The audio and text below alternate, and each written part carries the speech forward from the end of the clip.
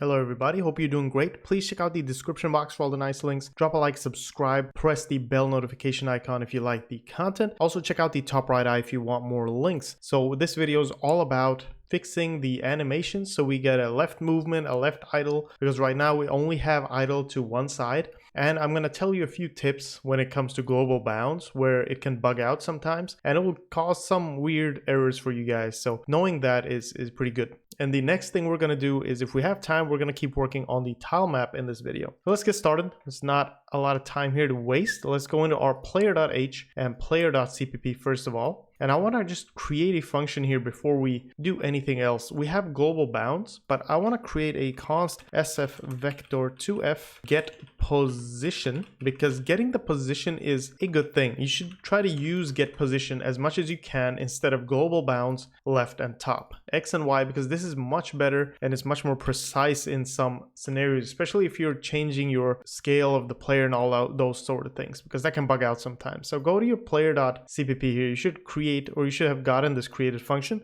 and just do a return this sprite.getPosition. Very simple, easy peasy lemon squeezy. You get a getPosition back. Now I want you to just go in a game, and we're going to start talking about this error that can occur. So first of all, in our update collision, sometimes now when we're going to switch our player around, we're going to mess around with the origin and the scale of the player, because we don't want to create a wholly new sprite sheet for the left side. We just want to use the same sprite sheet, but we want to flip the sprite to the left. And then we're going to change the origin and scale, and that bugs out sometimes with global bounds. So when you can, instead of global bounds top, do getPosition.x, and then you want to do the getPosition.y here, or this is the y, sorry, this is the y, and this will be the x. So getPosition.x. Once that's done, we can use global bounds height and all that stuff right now. If you're going to use width here, it's going to be a problem, because we're going to change the scale of the player or the origin for the x coordinate. That's why the width will be messed up. We won't change it for the y coordinate. I'll show you why in a second. That's why this won't mess up. So I want you to remember this. You don't have to use any other thing here. So let's start off by going and running our game. You'll see our player moving like this and all that, and our speeds are okay. We don't have to really think about the speeds right now, but if you want, you can go into your player.cpp, go here and put this to about, I'd say around 22 maybe. We also want to switch this down to like 87 or something like that, and then we will do acceleration to about 3 or 4 even. And once this is done, you'll have a little nicer acceleration going. And we have a pretty big sprite, so let's put that to 3.f. We'll run everything with 3.f here. It looks fine. Okay, it's a little fast maybe. Let's switch this down one last time to 20 and this to 3.3 or something like that. Once that's done, let's go to our update movement or update animations here rather, and we'll see that we have idle and moving right, but we want moving left, and that moving left will be in your player.h. You'll see our moving left is here already, so we're just gonna go ahead and take this else if, and we're gonna just go ahead and do a moving left. So let's put this to moving left. Everything is still the same except for that we're gonna add something here, and what we're gonna do is we're gonna flip the sprite. So this sprite.setScale, in this case, when we're moving to the right, we want it to be whatever it was before, so 3.f and 3.f, all right, because that's what we set up in the constructor. Now the next thing we're going to do here is we're going to flip it. So we're going to do whatever it was, but we're going to do minus here, all right, and let's just do this right off the bat. We'll see that it's going to just flip the thing, and it's going to work, but it's not going to be that nice. You see, it's not that nice, it's not that smooth, but it stays, and it's not at center. Now what happens when you do this is, I'm going to show you. Let's do this. Now, when you're drawing stuff, what you can do to see where the position is, especially when you're playing with scales and origins, what you can do is you can use a circle shape. So let's make a circle shape here. I'll just call it circ. And let's do circ.setFillColor, SF color red. And then we're going to do a circ.setRadius to maybe 2.f. And let's do circ.setPosition this sprite.getPosition. And the reason I'm doing this is because we'll see where the origin is. The position always points to the origin. Wherever the position is, that is our origin of that sprite. Now, you'll see something weird here, because what I'm going to do is I'm going to do target draw circ and let's run this, we'll expect it to be in the top left corner. But if I flip my sprite, now it's in the top right corner of the sprite. So what happened is, if you imagine a book, you have the right page on your book, you flip it over to the left side, that's what happens. It's a mirror image, but it actually moves the sprite. It flips the sprite on that point where that position, that origin is. So now our origin is still at the same position, but our sprite has flipped. And to account for that, we need to move our origin each time we do this. And origins are kind of weird to work with. I have some tutorials on it on my SFML tutorials, but let me just give you a quick overview here. Origins aren't like positions, a normal position.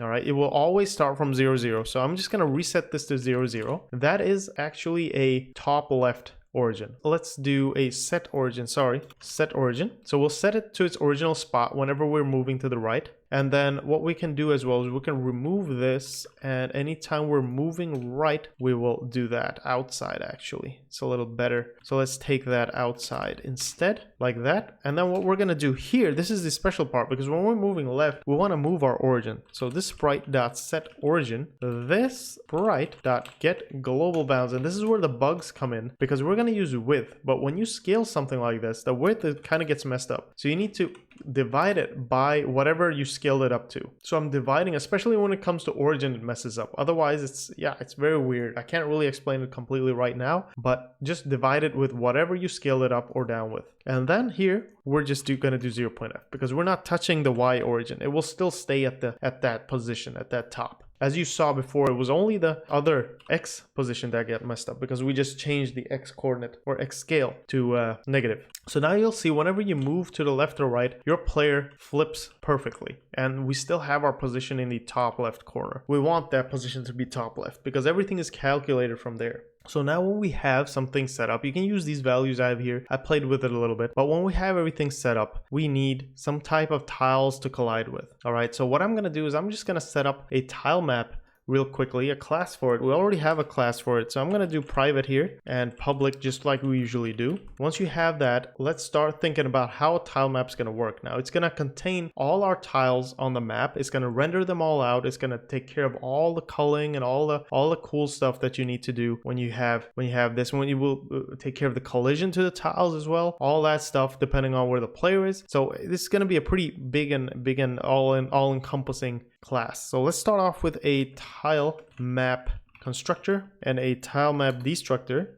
And what I usually do is I have a vector that contains all our stuff. All right, so I usually have a std vector that contains my tiles. And to do that, I'm going to have to include tile as well into tile map, which I haven't done yet. So I'm going to do that. I'll do that right in here actually. Include tile. And then I'm going to do tile here, and I'm going to say tiles. So we have a vector of tiles. Now I want you to just imagine this. Now we haven't worked with tile maps that much, but let's just see how they work. Now you have one vector, it's going to look like this, right? That's not a map. That's just a vector of or one-dimensional vector of tiles. We don't want that. What we want is a two-dimensional vector. So that means I need a vector that can contain vectors. So it looks like this. Each of these vectors can contain several tiles. So it'll look like this, right? Just like that. It's a beautiful drawing, but not exactly like that. So what I'm going to do now, it might be confusing for you right now, but you'll understand it, I promise. Vector. And then we're going to make a vector that contains vectors of tiles. There you go. That's what we're going to do. And the internal vector is going to contain the actual tiles. So once that's done, we don't have to think about that too much right now. We're just going to create the skeleton here, sort of, so we know what to do in the next video. We define all of this stuff. Now I'm going to do a function section, and I'm going to say void add tile. And this is going to be at a unsigned X, unsigned Y position. That's where we're going to add the tile. And then we're going to do a void remove tile as well. The same thing, because we want to be able to play around with this collision and all that stuff. It's very important. Void update, and then a void render. Very simple. That's pretty much how it's going to be done. Now let's define all of this, and we'll talk a little bit about how we're going to do this and how we're going to initialize our vector as well. There we go. Let's define all of these. Okay, so this is sort of our skeleton. I'm not going to continue with this right now. What we're going to do is we're going to initialize our tile map here, tile map, and this will just resize it with empty spots, empty places, and then we'll set it up in a way where every tile, every position is a null pointer. And that means that we can add tiles anywhere we want on the map. They don't have to be ordered. They don't have to be anything. They can be anywhere they want, and we can delete them. And wherever it's not a null pointer, wherever we have placed a tile, that will show up when we render it in the render call. And of course, adding tiles, removing tiles, we know what that will do. We'll just click to add some tiles and right click to remove tiles. Updating will just update our collision and all kinds of stuff with the tiles, and then we'll render them like I said. So this is what we'll do in the next video most probably. At least you'll have some kind of collision to some other thing than the bottom of the screen. Thanks for sticking with me. Thanks for watching. Hopefully you learned something, and I'll see you in the next one. Bye bye.